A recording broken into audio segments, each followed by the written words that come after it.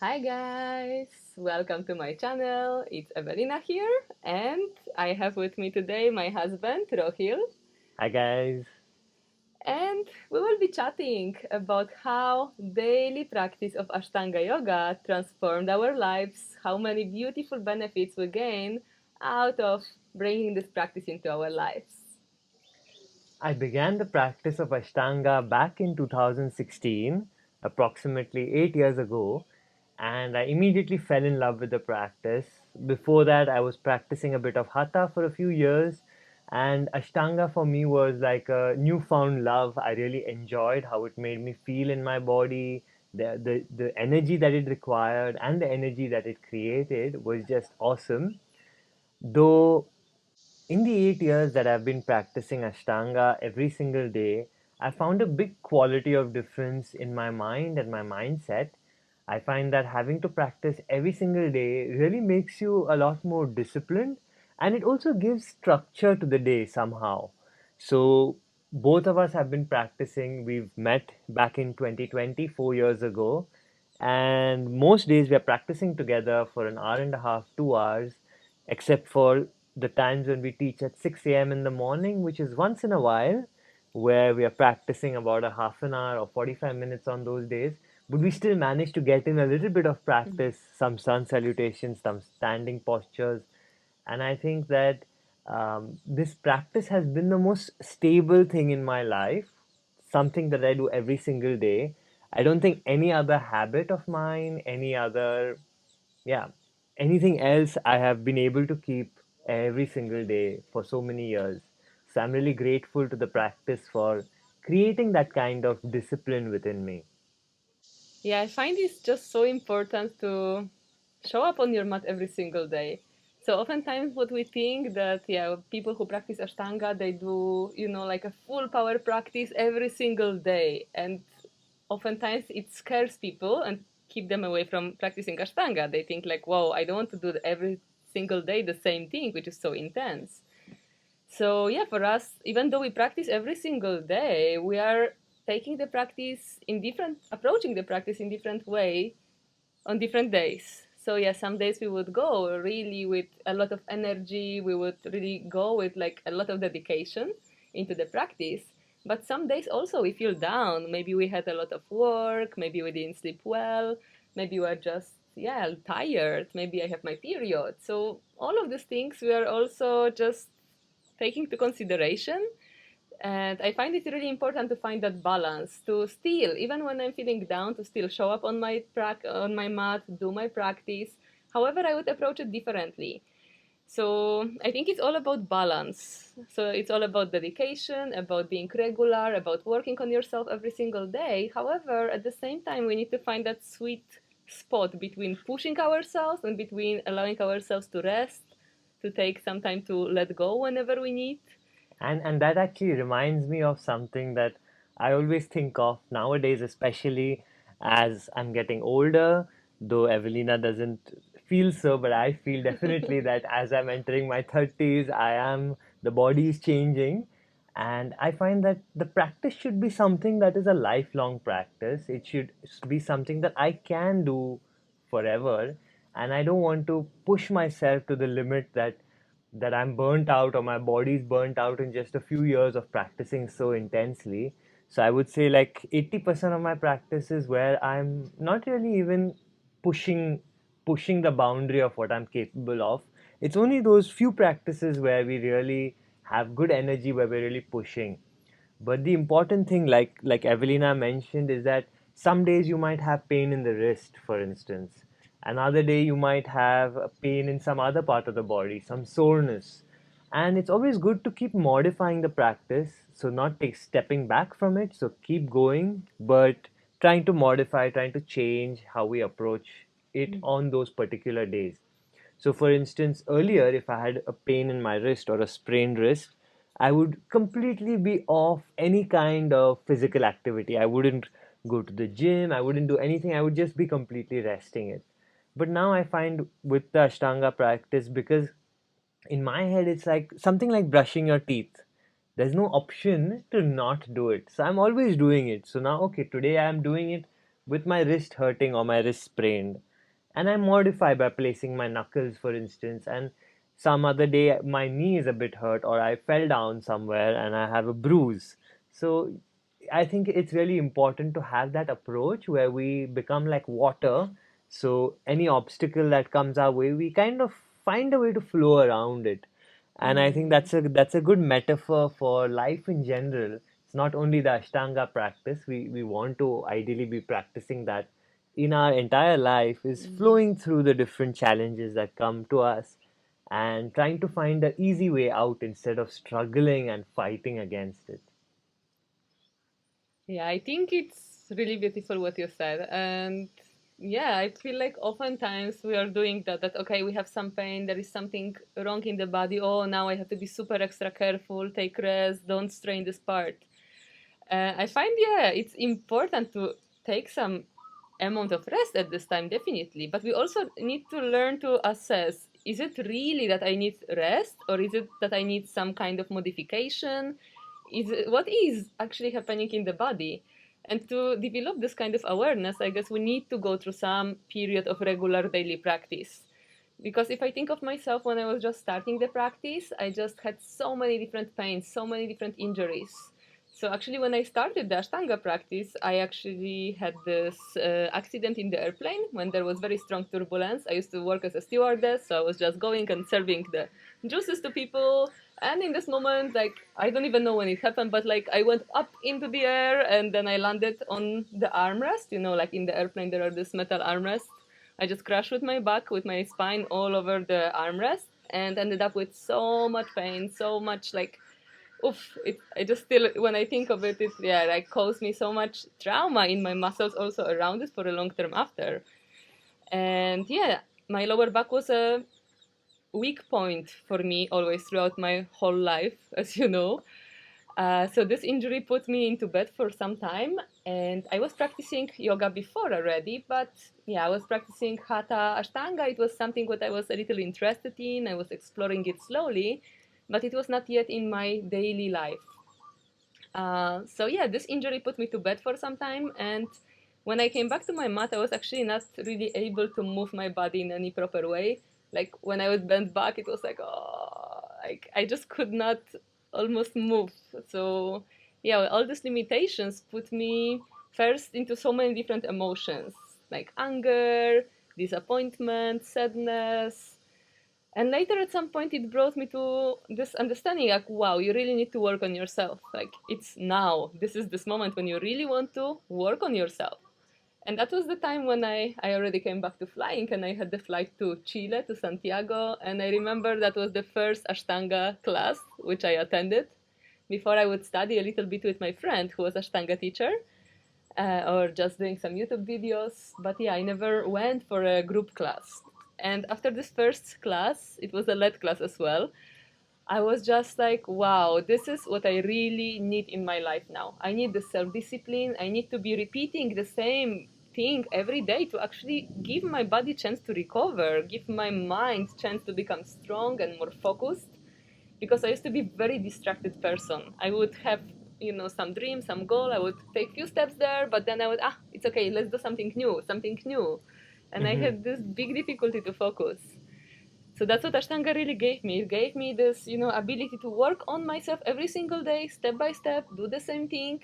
Even when the mind gets bored sometimes, I would just, all right, it gets bored. I would accept it and I would still work through it. Because ultimately, in the practice of Ashtanga, even though we repeat the same sequence every day, that's what it sounds to people who don't practice, that it's so boring. But once we start practicing, we see there is so much to learn. There are like endless transitions to keep improving. There are endless postures and new series which we want to work on. So it's like never-ending And like every journey. every day is like a new practice. Like when you Mm, get on the mat, every single day feels like a brand new practice. It's completely different. Your body feels yeah. different. The mind is different. There are different emotions and thoughts running through the mind. So every day in that sense is unique.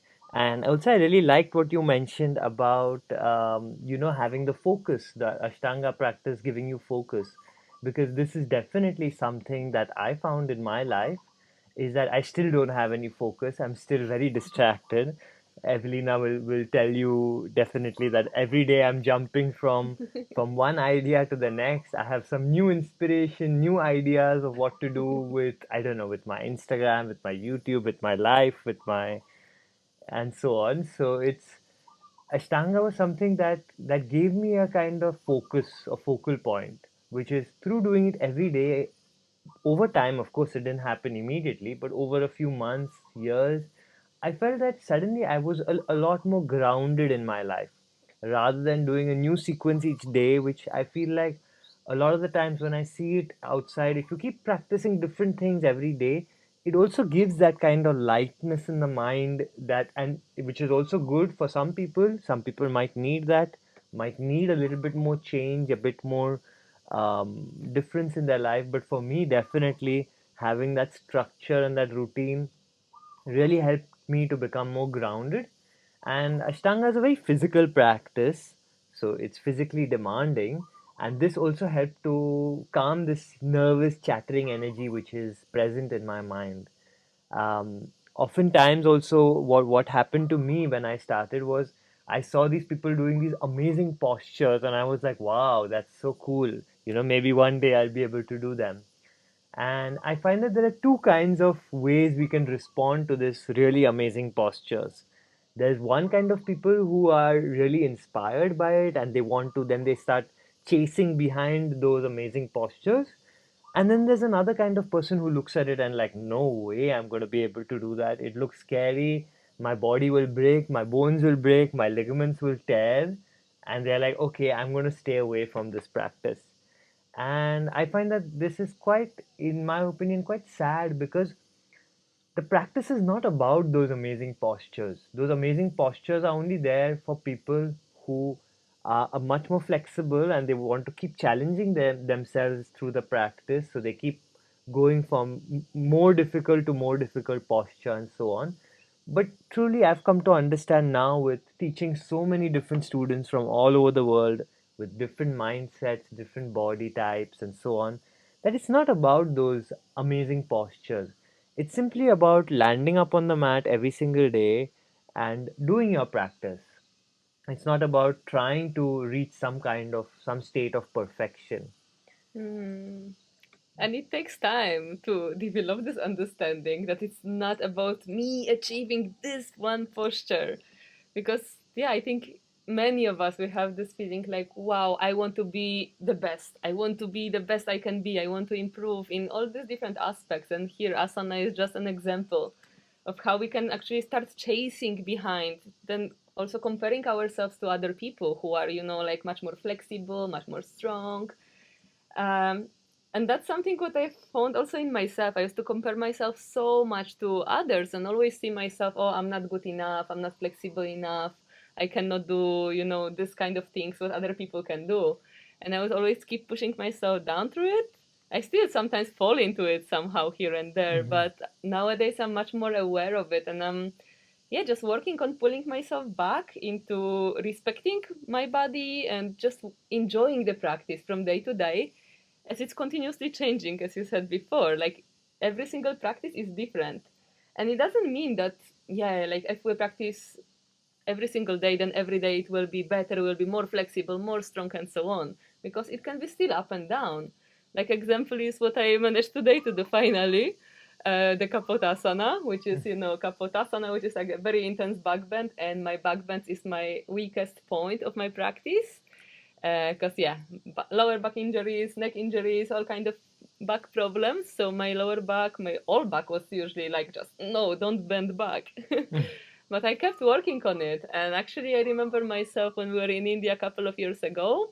You remember after Mhm. Mysore we Yeah, were yeah. at your home, and then yeah, I was doing Kapotasana. I approached the posture, so I went back all the way, and then you gave me adjustment, and I touched my toes, and then I came up and you were like, wow, amazing. And I was like, oh, so bad. I was so bad. I cannot hold the heels. I'm nah, what a crap, this practice.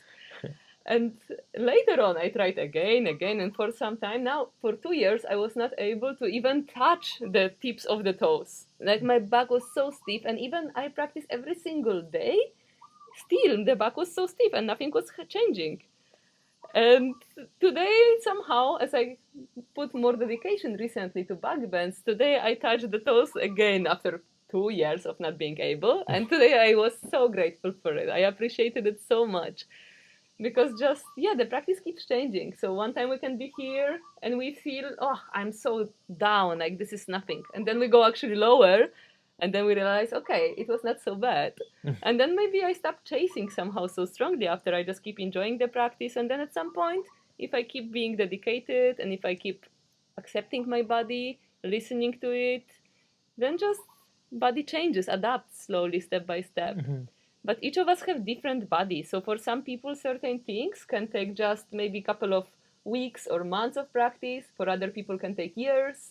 For other people, maybe we start very late. Maybe we are very stiff. Maybe some crazy posture which we think of will not happen, and it's fine.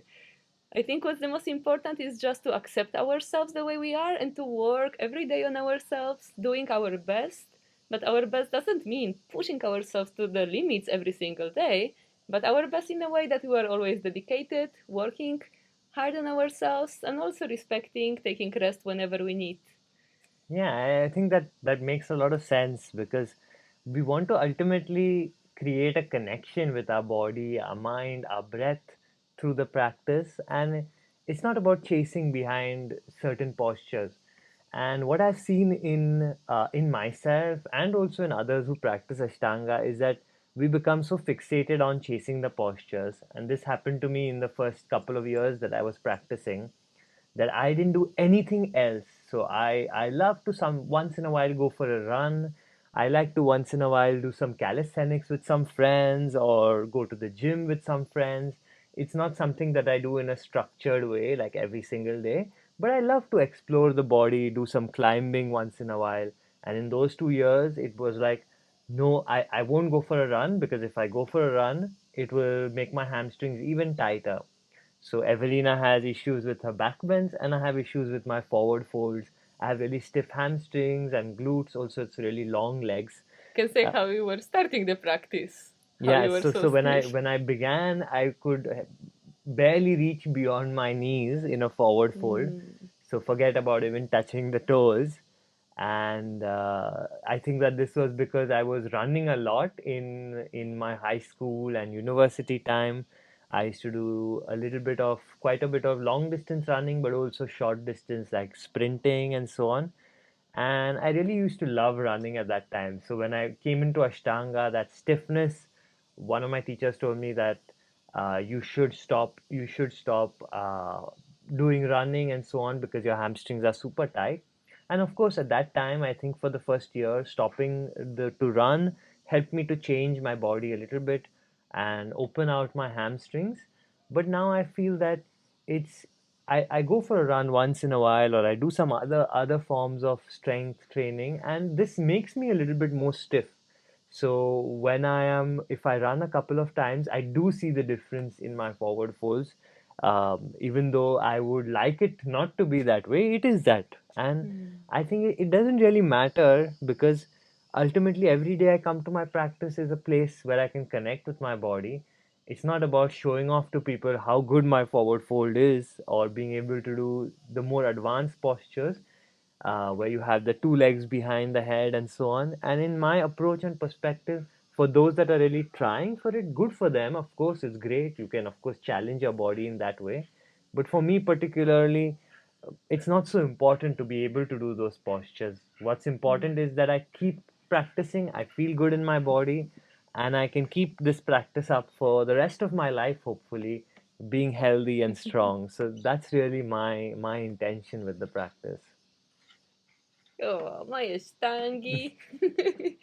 And that's a really blessing actually to have a Ashtangi partner. Because yeah, it's something what connects us so much. But when we are, waking up together and then there is no question, are we practicing today? It's just so normal. Like we go, we do our morning cleansing, then we go, we open our mat, and we start the practice. And it's just such a beautiful thing which, yeah, connects us every single day and helps us to be more grounded, more stable in our life, to work on ourselves. um yeah, so that's what came to my mind now. And actually, when we met, we were also we were practicing Ashtanga together. So we were working. We were both working on the yoga teacher training, and then we started to practice Ashtanga together. As each of us was practicing in our own room, and then we thought, like, yeah, why not to just practice together every morning? So we started practicing together, and yeah, that's how we fell in love with each other. So Ashtanga also not only brought all these benefits to the mind and the body, but it also brought the love of my life into No. my life. Gosh, blushing. Maybe we cut this part, no? No, we Um, keep it. What's that?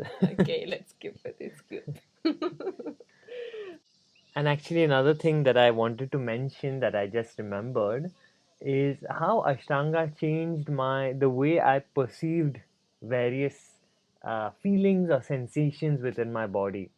So I found that every day, as I would practice on my own or in a Mysore style room, and not in a guided led class. So a led class like in a Vinyasa, or even you have a Ashtanga led class where the teacher is demonstrating the various postures and I am following along with the teachers.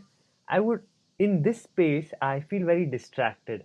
I am looking at the teacher, what the teacher is saying, what the teacher is demonstrating to me, because my eyes are already wandering around the class. I'm also looking at other practitioners, how are they doing the postures, is it good or not, trying some slight unconscious comparison is happening all the time.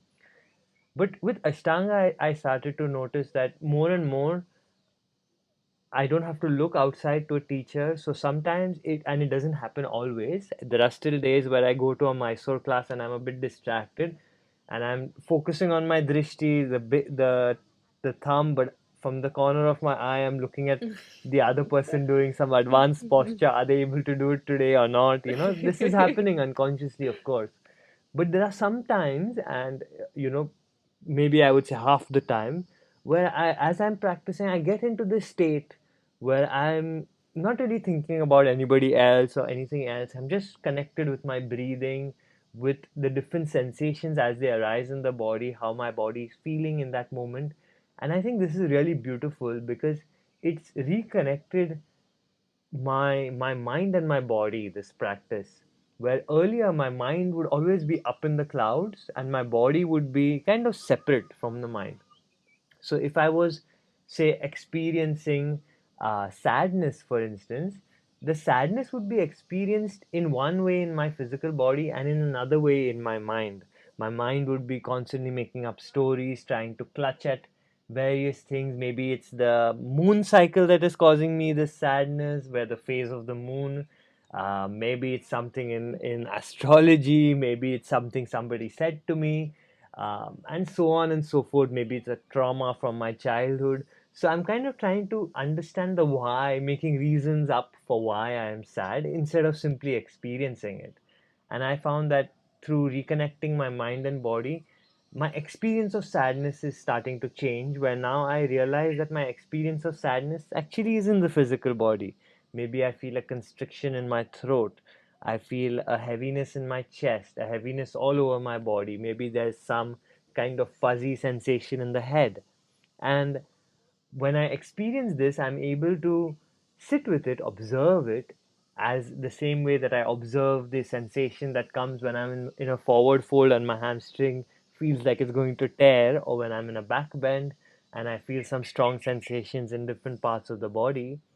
In the same way, I just sit and I observe it, and I realize that ultimately, sooner or later, this sensation too will pass. And I think this is a great way where Ashtanga teaches us to observe without creating an intense reaction to those sensations. Hmm. Yeah, definitely.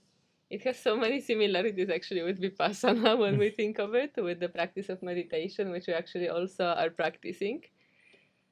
And I find that, yeah, whenever we are staying in the posture and our mind wants to run away often, we just feel like, oh my God, I want to finish it quicker. I want to breathe through it quicker. Then we start to breathe quickly, quickly, just to get out of the posture quickly. But here, if we really follow the Tristana, when we are really focusing on the posture, focusing on our breath, focusing our eyes on the drishti, on one point where we are looking, then we are using all these tools to help ourselves to be grounded in the moment, to be present with all the sensations which we feel in the body, and to not react intensely, as you said, to not maybe run away quickly, to not start breathing quicker, to not just skip the posture, but to just be present with whatever emotion, sensation is arising. And as we breathe through it, as we feel through this discomfort, then we realize that, oh, wow, it's changing. Something is changing. Mm-hmm.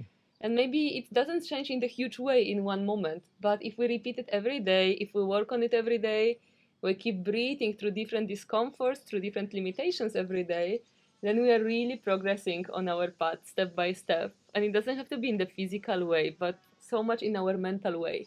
When we realize different patterns which we keep holding in our mind, maybe it would be comparing ourselves to others, maybe it would be rushing, anxiety, stress, maybe it would be fear, Mm-hmm. maybe it would be victimizing ourselves. There can be so many different things, so many different patterns which we are stuck in.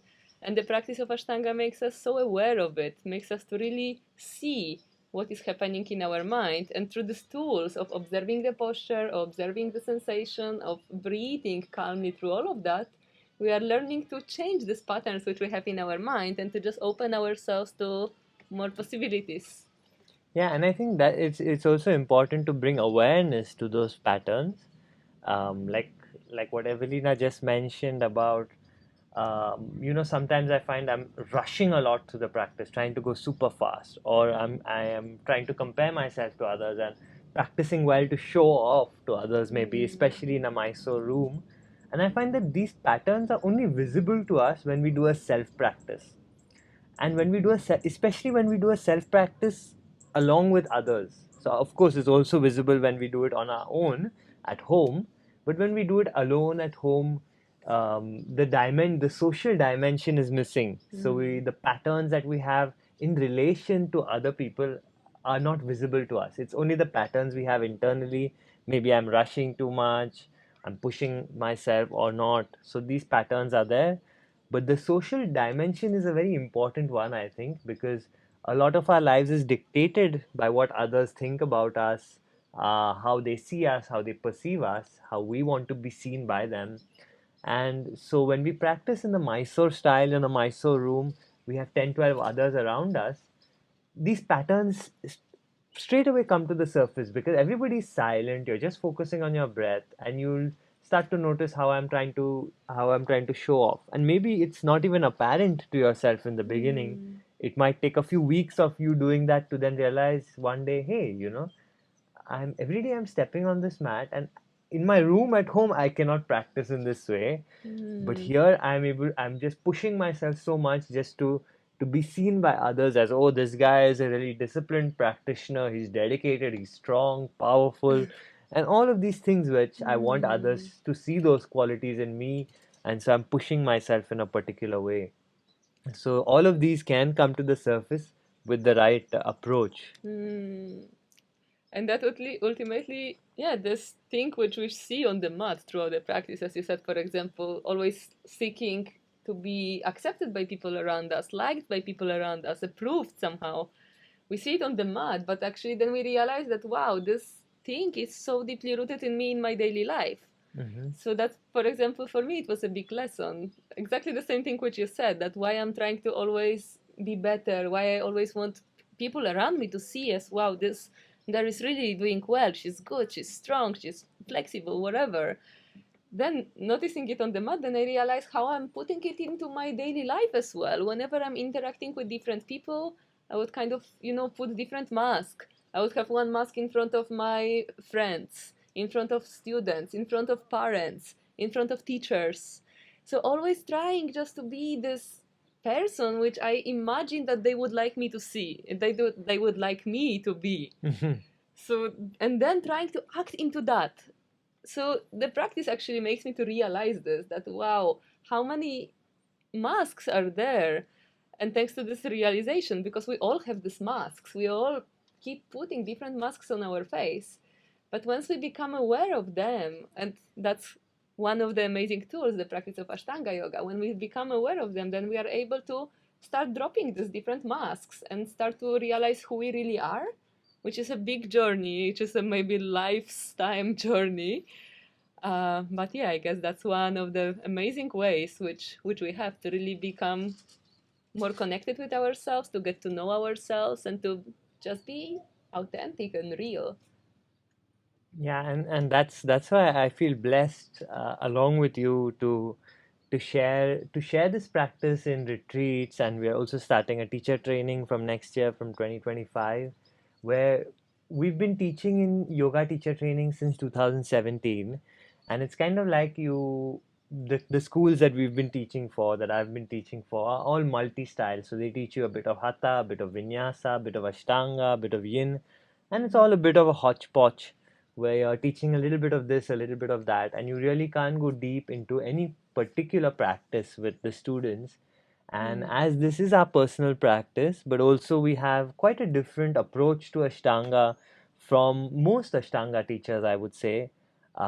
And so we wanted to bring this approach into the world. We thought that this is something that's missing in the Ashtanga Mm. world, this kind of an approach where we are not focused on perfecting the postures, but rather focusing on our own patterns that are coming up as we do the practice.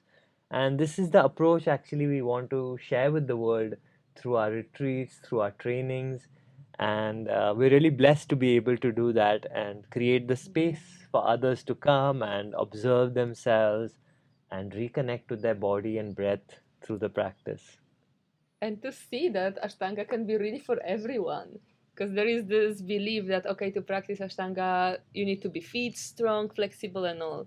But I really love when we have people who are, maybe not having any experience when they with yoga practice. Maybe they have some different health problems, some injuries. Maybe they are very overweight. Maybe they are very underweight. Maybe they are whatever, depressed, Mm-hmm. scared. Like so many different things can be there. But when they come and like they see that, wow, actually I can really benefit out of this practice. There is no one kind of person who could practice Ashtanga and be good with it, because I believe every single person can truly benefit of it, of doing every single day something for themselves, on every single day working on building the healthy body, healthy mind, flexible body, flexible mind, learning about ourselves, about these different patterns in the mind, and purifying our mind through the same thing. So that's why I so believe that Ashtanga Yoga can be so beneficial to everyone. And that's why we feel so dedicated to share it with everyone. So there is not one profile of person who could fit. But I think the one common thing for all different people who could practice with us and be really happy is the ones who really want to work on themselves, who want to grow, who want to become better humans, just in their own unique way. Mm-hmm. Oh, Okay, I think we've been talking a lot. chatting a lot, yeah. Yeah. Oh, it's nice. Okay, so let's finish this video here. Yeah, if you enjoyed this video, do give it a like, subscribe to our channel, and comment below with any questions you may have, or if you want to share your thoughts. We would love to hear from you. Thank you so much for watching, and we hope that you will keep practicing. All the Bye. best. Bye.